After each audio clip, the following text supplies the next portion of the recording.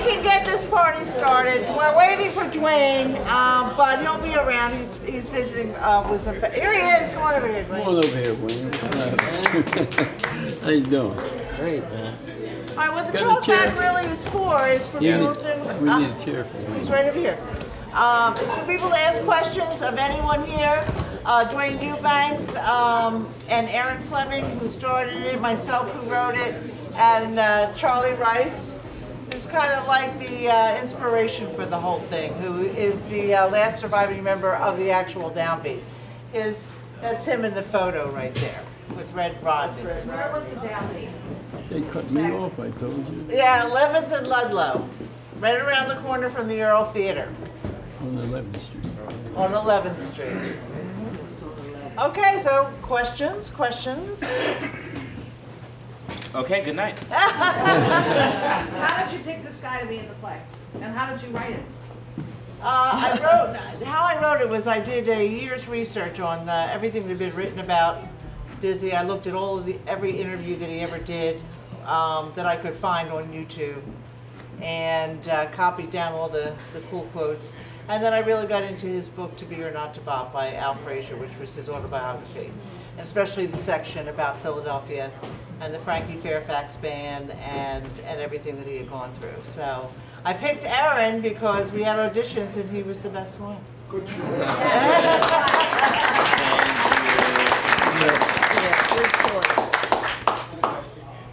Oh, yes, and then I'll get to you. Go ahead. What?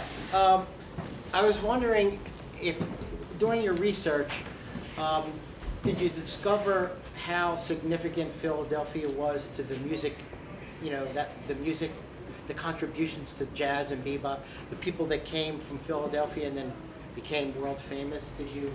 Oh, well, that was part of the reason why I did it. Is as a co-founder of Jazzbridge, and Wendy is also. Where is she? Wendy's over there. Yeah, she's been here every. Her and I founded Jazzbridge because the jazz community was any kind of artistic community is an endangered community. Because we were hurting. We were hurting, right? And but a lot of the reasons why that helps our mission to help jazz musicians in our greater metro area is the fact that a lot of people around here don't know our history. They don't know how important the tradition is, how important the people who came through here from the South, like Dizzy Gillespie from Chirac, South Carolina, and all the people that made this community what it has been over the years. And that's part of the reason why I did it. I live in California now. Yes. And I'm really amazed when I first moved out there. The musicians in California pay homage to the musicians in Philadelphia. It's absolutely amazing. Because when I said I was from Philadelphia, they were like, "Wow, you're from Philly? You know this one, you know that guy, you know." So it's really made me feel good how Philadelphia is viewed all 3,000 miles away. It's absolutely amazing. Well, we had a lot of people like Walt Dickerson that had a club out there. Oh, in California? Yeah, in L.A., sure. Oh, was he from Philly? Walt Yeah, Dickerson? Walt Dickerson, sure. Jill? Well, we have one. Jill? Go ahead, Jill. Yeah, well, you're all wonderful, and we just loved it. And I actually, I thought that Dizzy got his name because of the way he had the bell of the trumpet. No, he I had don't it know if before he just then. didn't want He to had it like before then. bastardize a perfectly good, unsuspecting trumpet for the show. But do you know what the story is behind? I heard that he doing dropped the horn and the horn bent up like that and he just started playing it that way. Oh, actually, that's not. No, actually, it was in Atlantic City. See, when Erin's playing Dizzy, it's before that bent horn business happens. Okay. Yeah, Dizzy's only like 24 years old, maybe a little bit younger than that. Right. No, what happened to Ben? He was playing Atlantic City, and Lorraine and all their friends were at this club, and he was playing this club, and he had to go out to do like some sort of a radio interview. And he left, and his horn was left, and there were two comedians there, and I forget the name of the comedians, but one of them stepped on the horn while he was out, and when he came back to play the last set at the club, it was all bent, and he just to fool around and screw around, he played it. He said, "Yeah, I like this. and then he started having them made like that. Yeah. Was it a big different sound having a band? It must have been, right? He liked it. He just personally liked that. Well, yeah. one thing, he didn't have to bend down to play. You know what I mean? Yeah. Music was going out anyway. So, you got a question here. Yes.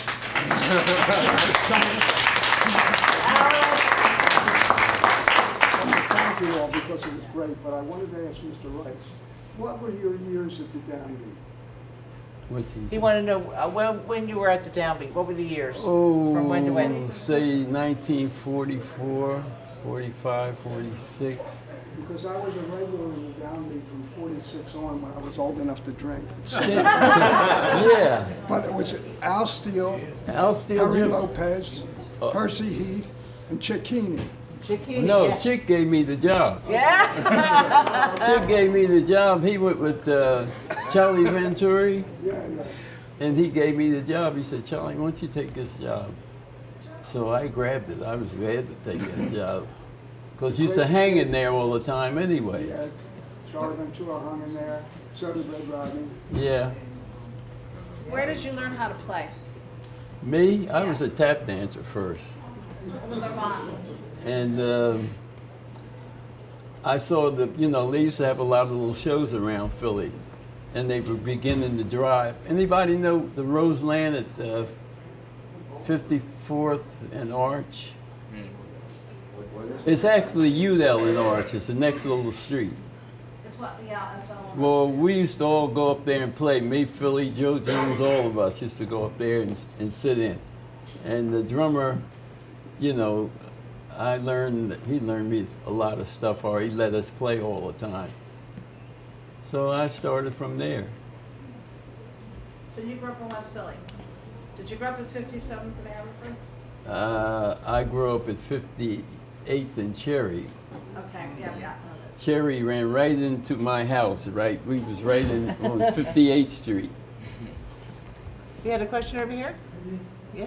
You remember during the early days, I noticed it wasn't mentioned that Philly Joe Jones got his start at the Downbeat, really. Philly Joe Jones and his house band was Jimmy Golden. No, I was the house Lenny band. Yule. No, Philly wasn't a house band up there. Him and Nat Remember Sigel. Lenny Yule? Huh? Remember Lenny Sure, I remember Lendy Yule? Yule. Played drums there. He did. He worked in there. So did Skeets Marsh. I saw some of the greatest slam sessions that I've ever seen was right there at the Downbeat. I saw Nard Tatum, Sam Stewart, Max Wright, Gross, all on stage at the same time. Yeah, they used to have a lot of people there. I don't know about the same time. Well, a lot of musicians who played the Earl Theater after they were done, They their used to shows, come- they'd come they right used to around come the around Downbeat. there. Yeah, yeah. That was the only place to come, really. And that was the place, if somebody told you they was a musician, so you bring them there to really find out what they can do. Like that clarinet player she was speaking about. The guy played good. Nat Sigel told him, said, man, they're playing bebop and you're not playing that. So sit So- down. So he made him come off. Are you still playing? Hold on a second, let me, Me? yes. Was bebop controversial at the time among jazz musicians? I mean, did they all want to learn it, or were they At this either old time, old school, or Well, they not were wanting trying do to it? learn it, but a lot of them couldn't understand how they were doing this stuff. And and there was a recording band, like Erin says in there. There was a recording band, so when all this kind of percolation of the music was going on, because at this point in time, when this snapshot, and it's 1941, not 1942, is just before, Dizzy's going up and back and forth to Minton's in New York while he's playing this gig here in Philadelphia. But Dizzy hasn't hooked up with Charlie Parker yet. He won't until 2 months later when he's hired for the Earl Hines Band. And Charlie Parker's in that band. And that's when that beautiful relationship really takes hold. But this is just kind of like bubbling up with all these young African-American musicians who it's the war years and they're looking really to establish their own sound, their very own sound, their very own dialogue with the world. So bebop really doesn't start launching until after 1942. But it really started on 52nd Street. Yeah, That's yeah. where it really got a big start. Yeah. Who got his big start? Bebop. A bebop got to start 52nd Street? Yeah, that's when you had so That's many when it was bands. famous, yeah. Tad Dameron working over here with a band, and Dizzy over here, Roy Haynes, everybody was working on. And When did Dizzy Gillespie go on his own with his own band? did what? When did Dizzy Gillespie go on his own with his own band? Well, after him and Charlie Parker split up. So it's 1940 sometime. Yeah, after they went Yeah. after they went to California, they split up after that. Bird stayed in California, Dizzy came back, formed his own band after that. They kind of split up, but I just wondered when. That's all. did you have, yes. I really liked when he explains Kenny Clark's role. Yeah. And the whole rhythmic change in the music. I thought that was really important. And I really like how it was done too. I thought that was really important and well done piece. Well, that's one of the drummers I really listened to was Kenny Clark. Yeah, at that well, time. that you should speak about, yeah. And he Yeah. is still playing, by the way. In fact, he's playing a Jazz Bridge gig this December in Collingswood, New Jersey. And don't you get another one, because you're doing that. Wait a minute, do we have one more? Yes. Oh, first I want to give accolades and kudos to Erin, because I saw Dizzy Gillespie in person many times in Boston. My mother worked in the theater, the RKO Theater, and she was secretary to the Furriers Union, and the Furriers' offices were upstairs over the theater. So he did a good job? Beautiful, Wow. so exemplary. Goodness. Playing by Mr. Eubanks was just exceptional. But we always talk about that. But the Boston people really thought they were extremely good. And they really dug Dizzy Gillespie. Okay, and I had who- one who- cousin from West Medford, and she would Who always in here want to sit remembers on the Woodside Park? I remember when they knocked Woodside Park down, because that's where my mother lived in the area. Yeah. That was a great place on Sundays and the weekends. How old are you now? Me, Yeah. 33.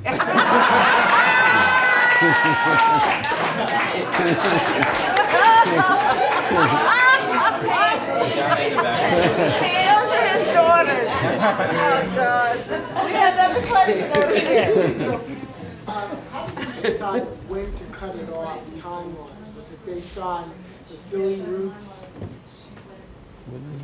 Time-wise, how did you decide when to cut it off? What, to situate Dizzy at a certain time?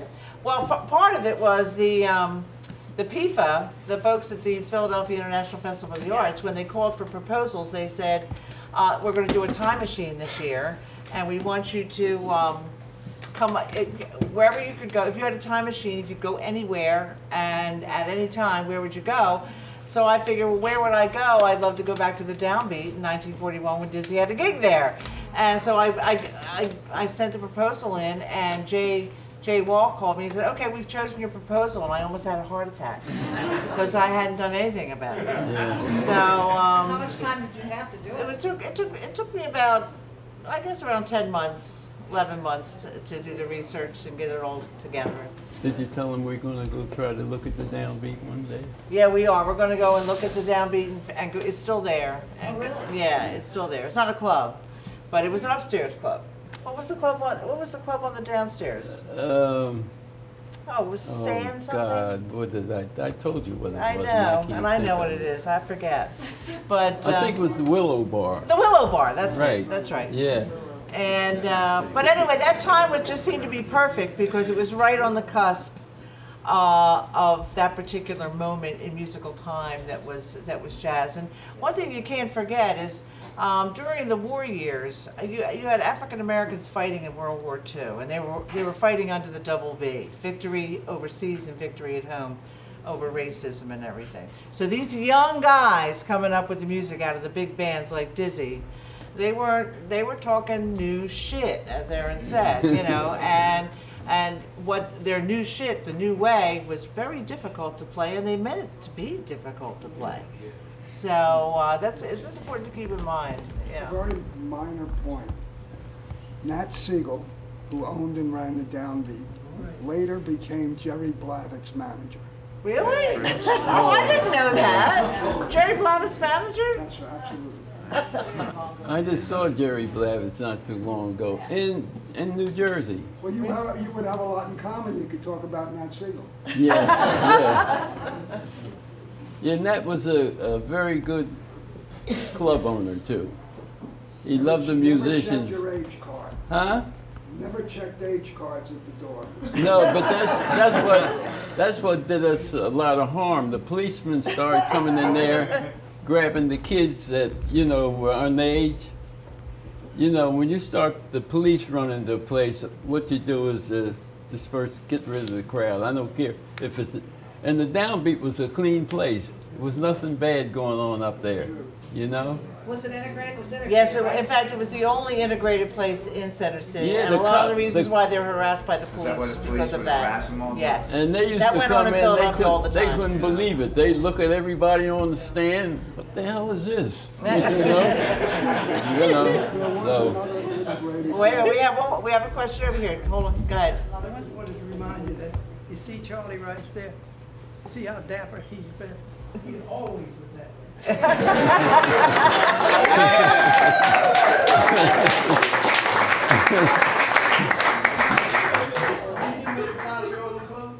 I still do. I tell you, I knew you don't think I knew. I got a whole lot of material home. I don't know if the Lord's gonna let me finish it. Are you a tailor too? No, I picked this up myself.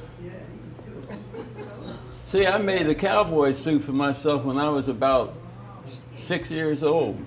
And my brother used to tease me. He said, Charlie, who ever seen a black cowboy?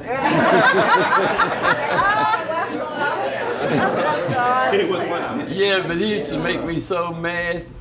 But he's the one that taught me to dance. You know? Charlie, Yeah. I used to see you in a shop down in Center City where you used to go and buy buttons. Oh, to get yeah. your- to put sew on your On clothes. 9th Street or 8th Street? Yeah. Yeah. You don't think I knew you did.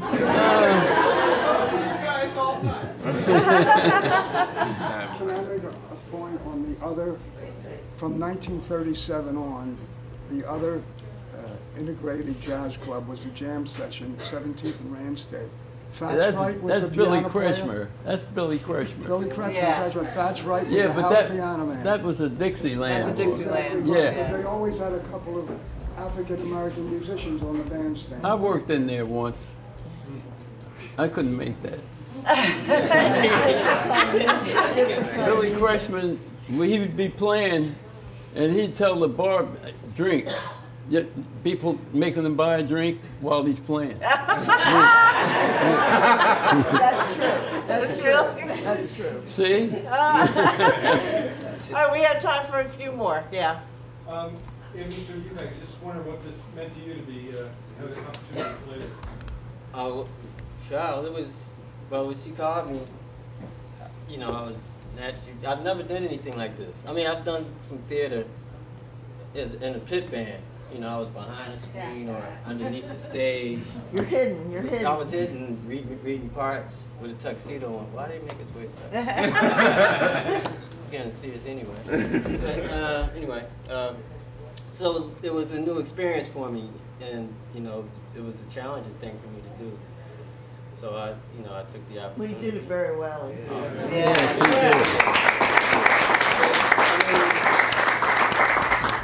Suzanne really made it easy for me. I mean, as easy as it could have possibly been. She knew, like the history she knew, it's crazy. You saw it. You know? She knew all the songs that she wanted in the play. I just kind of had to arrange them, kind of make them match together, you know. Good. So, you know, I had a good band with me, so you know, Oh, you so I think had all, fun. all excellent musicians. Oh, thank you. Yeah, Duane really put it together very well, very well. I mean, he really did a wonderful job. I have a question. How's your life right now in your house with your two brothers? Did you play music together all the time? All the time, no. No, I mean, by the time, How much older are they than you? Kevin and Robin? 11 and 13 years. Oh, that's a big So difference. by the time I started playing, they were already on the road. Yeah, Kevin went to college. He was at Berkeley, and then came back briefly. And Isn't great for they went up with Art Blakey, Yeah. like Yeah. 1980, Yeah. 81, something like that. The question is, 50 years from now, would you have something similar to this put on stage? What would your experience be? Yeah, I had a story. Hey, the Eubanks family has a very unique Philadelphia story. That's It's where really, it's interesting you said it because, you know, just watching the play and just being a part of it was part of the reason I moved to New York. You know, it's a lot of the things he was saying, talking about Dizzy, you know, you live in Philly, you got to go to New York to make it. And that mentality is still true today, you know, so. It seems as though back then you had to know how to dance, how to sing.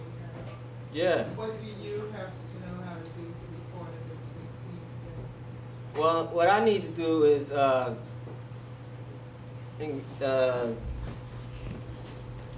learn as much of what this era has done, and that's how things are going to evolve. It's the only way it's going to evolve. Things are different now. For some reason, the younger generation is not getting to the older generation, the guys with all the knowledge, you know? True. So the industry started pushing the younger guys, and so to me that kind of screwed up the flow of the information. Yeah. So a lot of the things that's going on musically, this guys are playing great.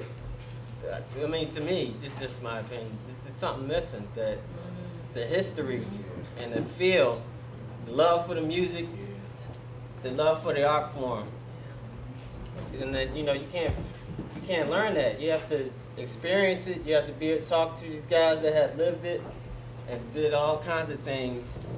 I'm sure Mr. Rice wanted to speak of that they had to do just to play this music. Sort of like a leadership. Yeah, it's mentorship. Yeah. I just wanted to ask how many people you thought would come to see this when you were the concept, because we were old time jazz people, and it's very hard now to even find places to hear so I was so thrilled that you were sold out evidently Every for night, the yeah. performance. And I thought, are these only people who used to go see Dizzy, or you know what I mean? That's a great question, and I knew as soon as the Kimmel Center said to everybody whose proposals they chose, they said, we can't give you any money for the show. You'll have to go out and get the money somewhere else. But we will we'll do all the marketing and all the publicity. And I said, okay, you know, and the reason why this was filled is because of the publicity. Oh, yeah. Jazzbridge is too small to really do that. I mean, we're on NPR, we're this and that. But the reason why this was filled was just because there's people out there who are hungry for an authentic musical experience. And I wondered how many people ever heard Dizzy or saw Dizzy who came. You know, I thought that was kind of Yeah, there's some people it's new to, because you don't really, I mean, nobody's done a biopic, you know, of Dizzy Gillespie. I think they should. Jelly Roll Morton's another favorite. They should definitely do a movie of his life. But Dizzy played in Philadelphia a lot, though, in later years. Not this exact period. This was his formative. These were his formative years here. Yeah, but Dizzy came here. You know, he took Jimmy He Heath's used to be at band. Pep's You all the remember time that? and the Showboat. You know, Jimmy Heath had a big band. Yeah. That's And right. Dizzy came and did a gig with him, and he just took the band. You know, so. Now, he was here a lot. He used to play here a lot. Yeah, he did. But you know, Dizzy Gillespie, I couldn't move to New York because I had 1, 2, 3, 4. You know, Because Reuben Phillips offered me the job in Apollo twice, and I wouldn't take it. You know, I was working with Louis Jordan. I was making good money there, so I wanted, you know, he said, Charlie, come in here. All these guys like you, man, and, you know, you'd be happy here, but I just couldn't make it. All right, we'd like to And thank you have to be strong to go to New York, right? You have to really, you know. We're getting the evil eye here, so we have to go on. But listen, thank you for coming out. Thank you so much. You're wonderful, Charlie. Thank you.